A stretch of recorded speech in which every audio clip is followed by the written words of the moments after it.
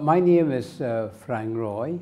I am the coordinator of the Indigenous Partnership for Agro-biodiversity and Food Sovereignty based here in Rome at Biodiversity International.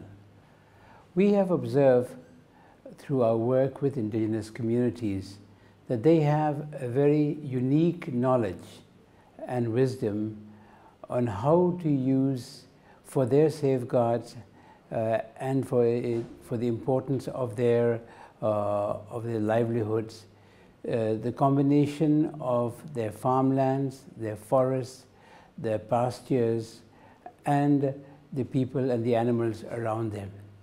And we found that in this interconnection between farm and forests, they have used their traditional cultural governance system to bind them together and to create a situation which is good for sustainable development, which is good for their well-being. And we believe that they have a lesson for all of us today as we try to search for a way forward to overcome some of the crises that we have today. For example, we found that 30% of the food that was brought in a food festival we had in India was foraged from the forest. We also found that women coming from back from their fields and the forest would always gather some edible wild vegetables for the sake of the food security and nutrition of their families. And we have observed that this is something that is not only in one community but across the different communities.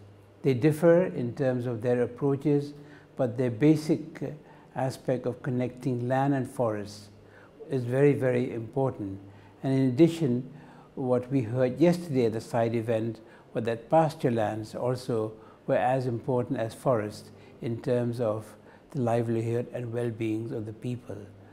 So there is today there's a growing awareness that indigenous knowledge, which we have always ignored and marginalized over the years as a primitive knowledge system, is something which we can look back if we are to build a more sustainable, a fairer system where food security and nutrition and the well-being of people are held together.